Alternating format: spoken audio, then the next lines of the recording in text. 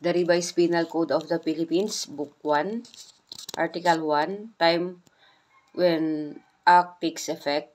This code shall take effect on the first day of January 1932.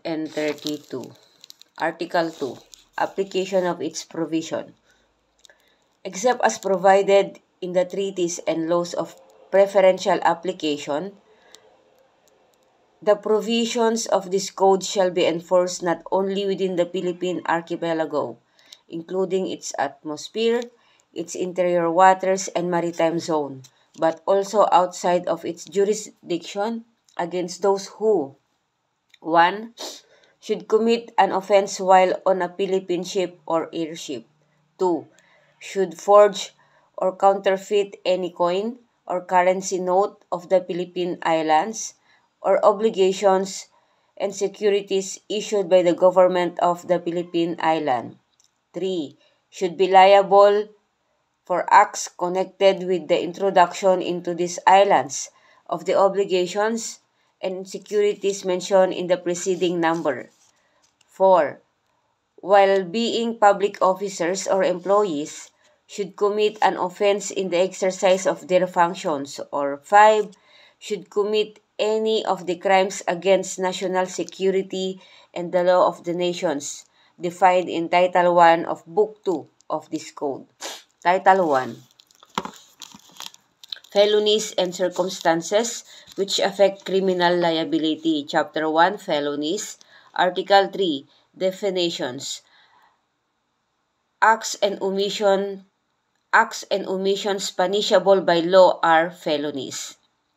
Felonies are committed not only by means of deceit, but also by means of fault. There is deceit when the act is performed with deliberate intent, and there is fault when the wrongful act results from imprudence, negligence, lack of foresight, or lack of skill. Article 4. Criminal liability. Criminal liability shall be incurred 1. By any person committing a felony, although the wrongful act done be different from that which he intended. 2. By any person performing an act which would be an offense against persons or property, were it not for the inherent impossibility of its accomplishment, or on account of the employment of inadequate or ineffectual means. Article 5. Duty of the court in connection with acts which should be repressed but which are not covered by law, and in cases of excessive penalties. Whenever a court has knowledge of any act which it may deem proper to repress and which is not punishable by law, it shall render the proper decision and shall report to the Chief Executive through the Department of Justice the reasons which induce the court to believe that said act should be made the subject of penal legislation. In the same way, the court shall submit to the Chief Executive through the Department of Justice such statement as may be deemed proper without suspending the execution of this sentence, when a strict enforcement of the provisions of this code would result in the imposition of a clearly excessive penalty, taking into consideration the degree of malice and the injury caused by the offense. Article 6. Consummated, frustrated, and attempted felonies. Consummated felonies, as well as those which are frustrated and attempted, are punishable. A felony is consummated when all the elements necessary for its execution and accomplishment are present, and it is frustrated if when the offender performs all the acts of execution which would produce the felony as a consequence, but which, nevertheless, do not produce it by reason of causes independent of the will of the perpetrator. There is an attempt when the offender commences the commission of a felony directly by overt acts, and does not perform all the acts of the execution which should produce the felony by reason of some cause or accident other than his own spontaneous desistance. Article 7. When light felonies are punishable. Light felonies are punishable only when they have been consummated, with the exemption of those committed against persons or property. Article 8. Conspiracy and proposal to commit felony. Conspiracy and proposal to commit felony are punishable only in the cases in which the law specifically provides a penalty Therefore, a conspiracy exists when two or more persons come to an agreement concerning the commission of a felony and decide to commit it. There is proposal when the person who has decided to commit a felony proposes its execution to some other person or persons. Article 9. Grave felonies, less grave felonies, and light felonies. Grave felonies are those to which the law attaches the capital punishment or penalties which in any of their periods are afflictive, in accordance with Article 25 of this Code. Less grave felonies are those which the law punishes with penalties which in their maximum period are correctional, in accordance with the above-mentioned article.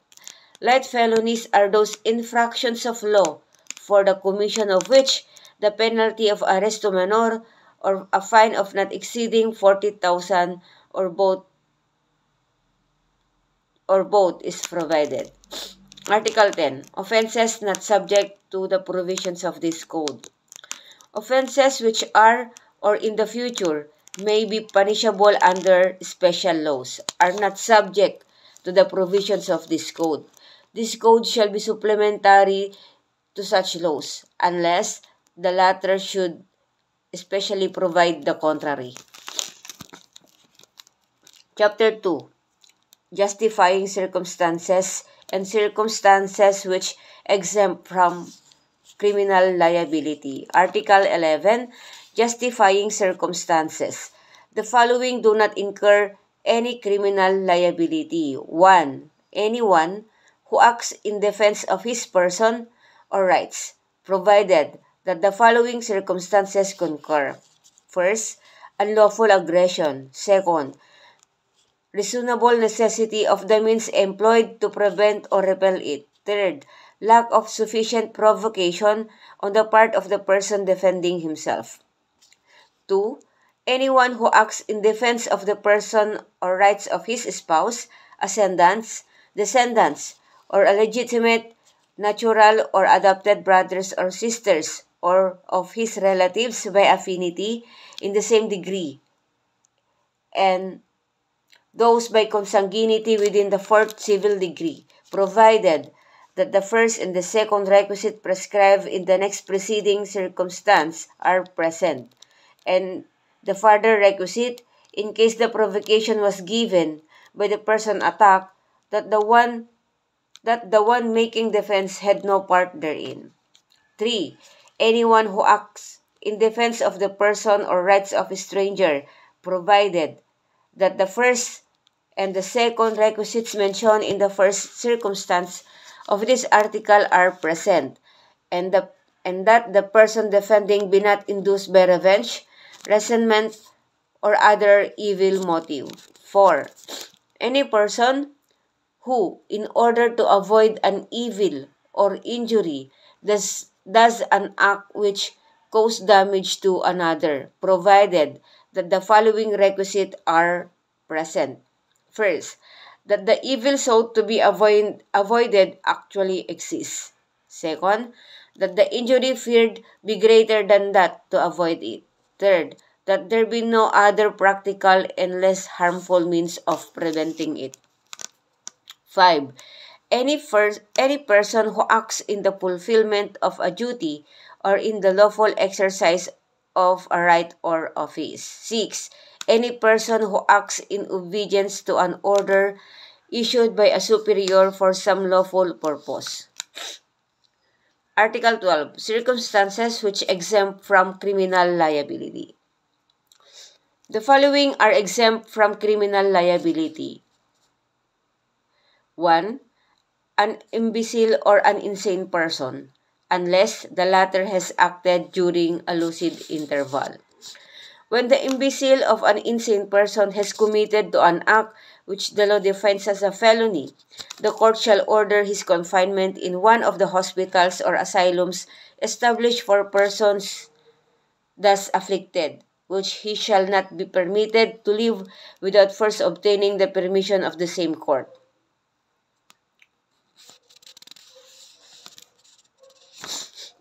For any person who, while performing a lawful act with due care, causes an injury by mere accident, without fault or intention of causing it. 5. Any person who acts under the compulsion of an irresistible force. 6. Any person who acts under the impulse of an uncontrollable fear of an equal or greater injury. 7. Any person who fails to perform an act required by law when prevented by some lawful or insuperable cause. Chapter 3. Criminal circumstances which mitigate criminal liability. Article 13. Mitigating circumstances. The following are mitigating circumstances. 1. Those mentioned in the preceding chapter, when all the requisite necessary to justify the act or to exempt from criminal liability in the respective cases are not attendant. 2. That the offender is under 18 years of age or over 70 years. In the case of the minor, he shall be proceeded against in accordance with provisions of Article 80. 3. That the offender had no intention to commit so grave a wrong as that committed. 4. That sufficient provocation or threat on the part of the offended party immediately preceding the act. 5. That the act was committed in the immediate vindication of a grave offense to the one committing the felony, his spouse, ascendants, descendants, legitimate, natural or adopted brothers or sisters, or relatives by affinity within the same degrees. 6. That of having acted upon an impulse so powerful as naturally to have produced passion or obfuscation. 7. That the offender had voluntarily surrendered himself to a person in authority or his agents, or that he had voluntarily confessed his guilt before the court prior to the presentation of the evidence for the prosecution. 8. That the offender is deaf and dumb, blind, or otherwise suffering some physical defect which does restrict his means of action, defense, or communication with his fellow beings. 9. Such illness of the offender as would diminish the exercise of the willpower of the offender without, however, depriving him of consciousness of his acts. And finally, any other circumstances of a similar nature and analogous to those above mentioned. Chapter 4. Circumstances which aggravate criminal liability. Article 14. Aggravating circumstances. The following are aggravating circumstances. 1. That advantage be taken by the offender of his public position. 2. That the crime be committed in contempt of or with insult to the public authorities. 3.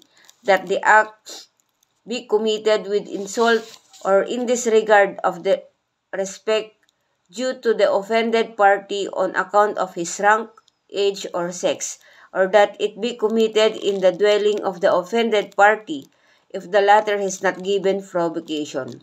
4. That the act be committed with abuse of confidence or abuse of ungratefulness. 5. That the crime be committed in the palace of the chief executive or in his presence or where public authorities are engaged in the discharge of their duties or in a place dedicated to religious worship. 6. That the crime be committed in the night time or in an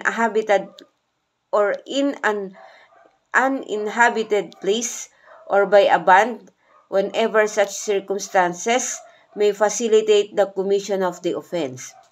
Whenever more than 3 armed malefactors shall have acted together in the commission of an offense, it shall be deemed to have been committed by a band. 7. That the crime be committed on the occasion of a conflagration, shipwreck, earthquake, epidemic, or other calamity or misfortune. 8. That the crime be committed with the aid of armed men or persons who ensure or afford impunity. 9. That the accused is a recidivist.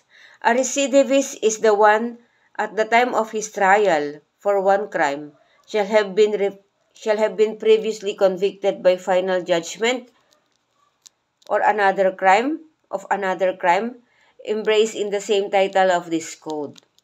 10. That the offender has been previously punished for an offense to which the law attaches an equal or greater penalty or for 2 or more crimes to which it attaches the lighter penalty.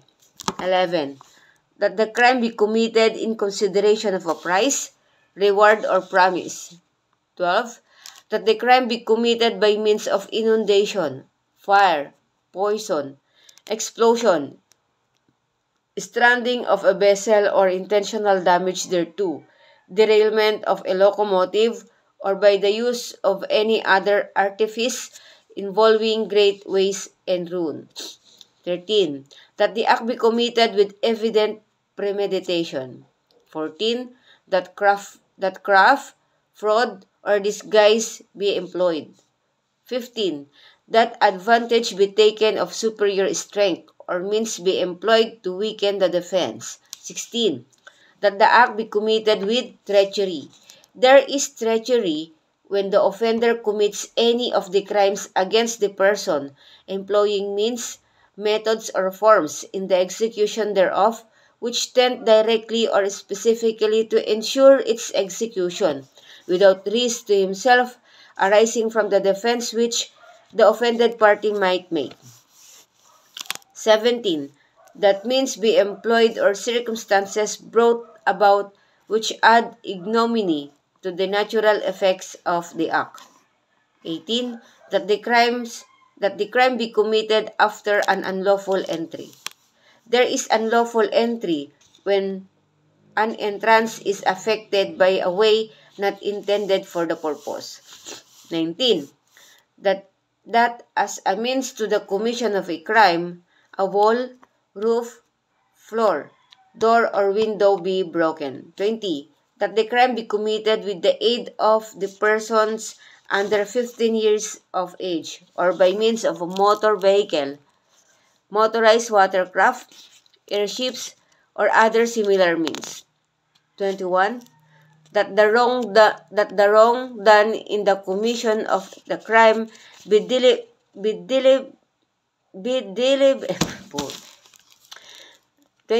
That the wrong done in the commission of the crime be deliberately augmented by causing other wrong not necessary for its commission.